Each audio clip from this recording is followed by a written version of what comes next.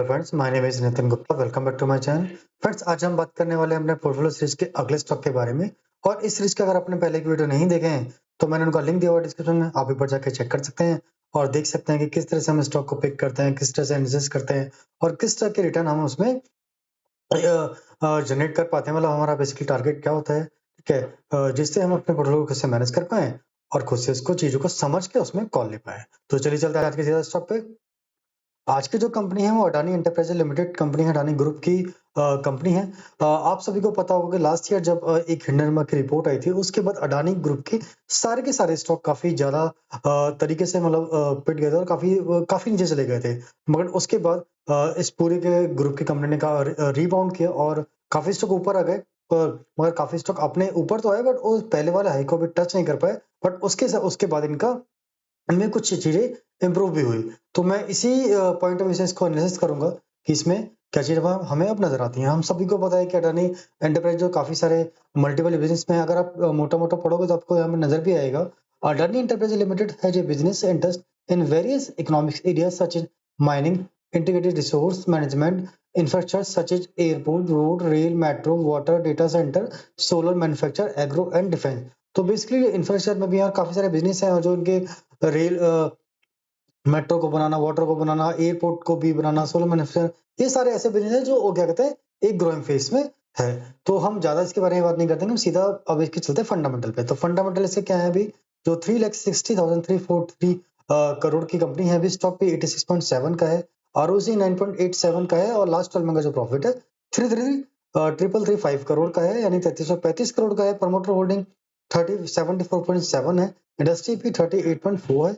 Current price 3161 का है, book value 343 की है, आरओई 9.73 है, प्राइसिंग कोई है नहीं और हाई प्राइस ऑल टाइम 4190 का है। जो 52 लो बनाया था 2142 का बना था, हाई 3744 का बनाया था। डिविडेंड कंपनी कुछ पे नहीं करती है, फेस वैल्यू 1 का है और डेब्ट टू इक्विटी 1.67 का है, तो नंबर ऑफ डिविडेंड 114 है। तो अगर इसमें हम मोटा-मोटा ऊपर ही फंडामेंटल देखें तो हमें कुछ चीजें इसमें नेगेटिव भी नजर आती हैं, कुछ पॉजिटिव भी नजर आती है। नेगेटिव नजर क्या आता है, देखो एक तो इंडस्ट्री से जो इंडस्ट्री पी है 38 का है और इसे स्टॉक मतलब ऑलमोस्ट डबल से ज्यादा का पे रैंक करना। तो क्योंकि बेसिकली हम ये मान के चलते हैं कि भाई क्या कहते हैं, जो पी इंडस्ट्री पी से नहीं सस्ती कंपनी में तो ज्यादा अच्छा होता है हमारे पोर्टफोलियो के लिए। बट यहाँ पे हमने देखा होगा कि अडानी ग्रुप की जो सारी कंपनी है ना, वो एक बहुत हाई वैल्यूएशन पे चलती हैं और ये जो पी है एक्चुअल में इतना पी है भी नहीं, इससे कम है। हम इसको आगे एक बार क्या कहते हैं, कैलकुलेट भी करेंगे, ठीक है। और आरओसी हम जनरली हम वो ट्रैक करते हैं जिसमें 20% से ज्यादा का आरओसी तो हम मिले, जिससे हम क्या कहते हैं एक अच्छा रिटर्न हासिल कर पाए। बट इस केस में भी यही है कि लास्ट जो क्या कहते हैं, जब उसके बाद इनकी जो पिटाई हुई थी, उसके बाद कुछ इन्फ्लेशन, कुछ मतलब पूरी की पूरी स्टॉक मार्केट मतलब काफी सारे ऐसे चेंजेस आए जिसकी वजह से इनका ये यहाँ पे भी कमी नजर आती है, ठीक है। और एक बुक वैल्यू से काफी ऊपर ट्रेड करना, अ, ये सब चीज़ नज़र आती है। उसके बाद भी पॉज़िटिव क्या नज़र आता है, पॉज़िटिव मुझे नज़र आता है कि प्रमोटर होल्डिंग बिल्कुल भी 74% 7 इनके पास मैक्सिमम होल्डिंग इनके पास इन्होंने ली हुई है, जितनी ले सकते हैं और प्लेजिंग कोई है नहीं। डेट इक्विटी थोड़ा बहुत ज़रूर है, ठीक है। अब एक बार यील्ड को देख लेते हैं। जो क्वार्टर जून के थे, जून में इन्होंने अनाउंस कर दिए हैं, तो जो लास्ट 23 में रिजल्ट आए थे वो 22,604 करोड़ के थे, जो बढ़कर 25,472 बढ़कर हो गए हैं। जो नेट प्रॉफिट आया था वो 677 से बढ़कर 1772 का हो गया। तो इसमें आप देखोगे तो ऑलमोस्ट 2.5% की मतलब ग्रोथ नजर आती है। उसके उसके सिंपल से कुछ रीजन है। सिंपल रीजन क्या है, देखो ऑपरेटिंग प्रॉफिट मार्जिन जो डबल 11% का हो गया था, तो बढ़कर 15% का हो गया। तो 4% के सेल्स बढ़ी और 4% का यहाँ पे क्या कहते हैं ग्रोथ भी है। आप अगर देखोगे ना अदर इनकम में कोई भी अदर इनकम ऐसे नहीं जो एक्सटर्नल आइटम है, नॉर्मल अदर इनकम ही है। तो इसलिए हम इसको ये नहीं कह सकते कि भाई अदर इनकम की वजह से बढ़ गया या कुछ और रीजन की वजह से बढ़ गया, ऐसा नहीं है। और इंटरेस्ट उन्होंने तब भी 1100 पे किया था और अभी भी 1130 ही पे किया है। डेप्रिसिएशन जो 714 का था, अब उल्टा ज्यादा पे किया है, ठीक है। और टैक्स उस टाइम पे 33% था और अब 25 6% बढ़ा है। मगर आप अगर लास्ट ईयर के बिफोर टैक्स से देखोगे, उससे भी डबल ही नजर आता है, तो ये अच्छी बात है, ठीक है। और जो पी की मैं बात कर रहा था, पी एक्चुअली में जो 86 का है, वो हम बेसिकली पी निकालते हैं, हम ऐसे हैं जो मार्केट टेपेट होती है उससे जो लास्ट 12 मंथ का जो प्रॉफिट होता है उसे डिवाइड कर देते हैं, तो इसे पी नजर आता है। तो अब एक बार बात करते हैं नीचे क्या कहते हैं एनुअल की। अगर आप एनुअल पे देखोगे तो क्या कहते हैं इनकी जो ग्रोथ नजर आती है 23 से जो उनकी सेल्स है वो कम नजर आई, बट एक्चुअली में नेट प्रॉफिट यहाँ से डबल नजर आया। आप 24 को देखो और लास्ट 12 मंथ में भी इनकम, मतलब अगर अभी जून का क्वार्टर ऐड करके यहाँ पे दिखाया हुआ है, वो भी यहाँ से नजर ही मतलब बढ़ता हुआ नजर आता है हमें। ठीक है, आप बैलेंस शीट की बात करो तो बैलेंस शीट में 114 का इक्विटी कैपिटल है, रिजर्व इनके पास 38962 का है। उसके सामने बोरिंग ऑब्वियसली बहुत ज्यादा है, बट आप ये देखो कि फिक्स एसेट इनके पास 65,978 के हैं, CWIP इस 35180 का है, और साथ में इन्वेस्टमेंट 8701 का है। तो अगर आप इनसे कैलकुलेट करते हो यहाँ पे जो हमारी बोरिंग है वो सारी की सारी हमारी जस्टिफाई होती है।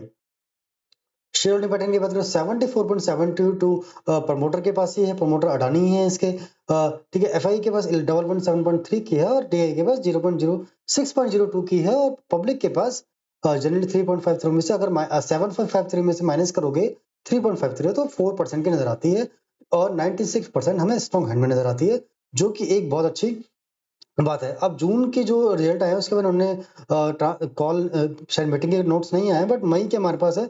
अगर मई में एक चीज हमें मुझे यहाँ पे जो नजर आई थी वो ये थी कि इन्होंने जो 25 का जो फाइनेंशियल है ना, उसमें इन्होंने 20,000 का इन्होंने कैपेक्स को बढ़ाने का मतलब डिसीजन लिया है। तो ये एक अच्छी बात है, और उन्होंने साथ साथ में ये बताया कि एयरपोर्ट का पोर्टफोलियो है, रोड्स है, इन सब में ही कहीं ना कहीं इनको क्या कहते हैं एक ग्रोथ नजर आती है। ठीक है, और guidance expecting 3.644 gigawatt for model sales of financial 24, airport passenger movement expected to continue grow in 25 financial 25, EBITDA margin should remain similar with growing expected in various segment।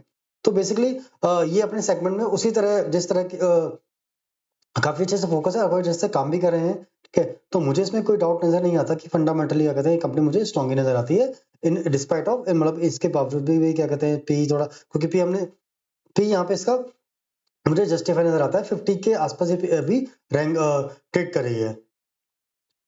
ठीक है, अब एक बार इसके टेक्निकल पे चलते हैं। तो टेक्निकली आप देखोगे तो इसमें एक्चुअल में कोई पैटर्न अभी कंप्लीट नहीं हुआ है, जो पैटर्न बन रहा है फॉर्म हो रहा है। अगर आप ये यहाँ पे हम इसको मार्क करें,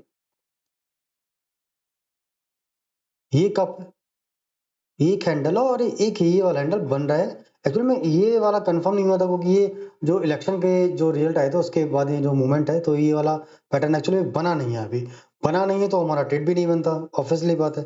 बट अब कभी कभी क्या होता है कि जब फाइनेंशियल स्ट्रांग हो जाते हैं तो उस टाइम पे सारे ये चीजें कुछ अलग तरह से काम करती हैं। देखो यहाँ पे जो ये था 22 का है, उसके बाद शायद 23 बिगिनिंग में एक हिंडनबर्ग की रिपोर्ट आई थी, उसके बाद शार्प फॉल आया था। ठीक है, शायद अगर ये वो शायद रिपोर्ट नहीं आती तो हो सकता है कि यहाँ से ऊपर जा रहा होता।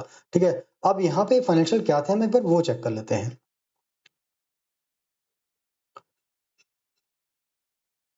अगर हम 22 के देखते हैं, अगर हम 22 के देखते हैं तो 69,420 की हमारी सेल थी, जो बढ़कर 1,22,220 की हो गई है, और जो प्रॉफिट था ना वो 788 से बढ़कर 4,431 का हो गया। आप इसको भी कंसिडर करोगे 335 का, तब भी 3 टाइम से ज्यादा नजर आता है। ठीक है, और इसको तो अगर हम कंसिडर नहीं कर रहे हैं, चलो तो अब फिर भी 3 टाइम से नजर आता है, तो हमें नहीं लगता कि यहाँ से डबल होना चाहिए। बिल्कुल होना चाहिए फंडामेंटल के हिसाब से, क्योंकि कंपनी ने बजट, उस रिपोर्ट से कंपनी के स्टॉक पे फर्क पड़ता है, टेक्निकल पे, फंडामेंटल से कोई फर्क नहीं पड़ा था। लगातार ये अपना अभी भी ग्रोइंग फेज में है। तो इस केस में जो मुझे नजर आता है भी, ये आज नहीं तो कल इसका ब्रेकआउट हुआ होगा, उसमें कोई डाउट है नहीं। उन्होंने जो लास्ट जो जून के क्वार्टर के रिजल्ट अनाउंस किए हैं, उससे मैं जो मेरा कॉन्फिडेंस थोड़ा सा और बढ़ गया। अगर आप इसको मेजर करें टारगेट को,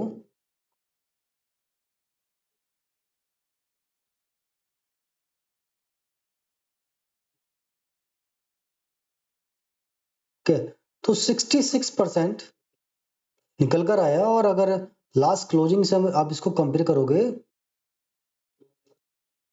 तो ऑलमोस्ट 72% का गेन नजर आता है इसमें। ठीक है, तो मुझे इसमें कोई डाउट नजर नहीं आता कि 72% गेन बनने में ज्यादा समय लगेगा या कितना समय लगेगा। ठीक है, एक्चुअली में मैंने एक चीज मैं आपको और बताता हूँ, मैं इसमें पहले से ऑलरेडी मैंने इसको अपने पोर्टफोलियो में ऐड कर लिया था, मतलब मैंने ऑलरेडी इसको बाय कर लिया था, इसलिए क्योंकि मुझे वो चीज नजर आ रही थी, मगर इस रिजल्ट आने के बाद मैं इसमें और भी ज्यादा कॉन्फिडेंट हो गया कि ये जो हमारा गेन है ना, इसे मिलने में ज्यादा समय लगेगा। मैं मान के चलता हूँ कि अगर इसमें 1 साल भी लगा, जो कि 1 साल में मुझे, अगर मार्केट ने साथ दिया, मार्केट अगर इसी मूवमेंट में रहती है तो जरूर मिल जाएगा।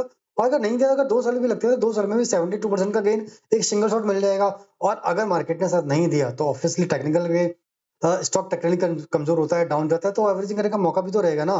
तो इसमें मुझे इसमें कोई डाउट नहीं रहता कि मुझे जितना ये गेन इसमें नहीं मिलेगा। हाँ, समय ज़रूर लगेगा, क्योंकि जब बड़े गेन होते हैं तो उसमें समय लगता है। बड़े स्टॉक और बड़ी कंपनियाँ होती हैं तो वो एकदम नहीं चला करते हैं, उसमें थोड़ा समय लगता ही है। ठीक है? ये मेरी कॉल है, मैं इसमें ऐसे प्ले करूँगा, बट आपको मेरे हिसाब से ना बाइंग करनी है, ना सेलिंग करनी है। आपको चीज़ें समझ के अपनी कॉल लेनी है। अगर आपको कोई डाउट है, कोई चीज़ है, तो आप एक बार कमेंट में शेयर कर सकते हैं। तो मैं कोशिश करूँगा उसका आंसर देने की, और आपको भी अगर कुछ नज़र आता है तो आप वो भी शेयर कर सकते हैं, जिससे मुझे भी कुछ सीखने को मिलेगा।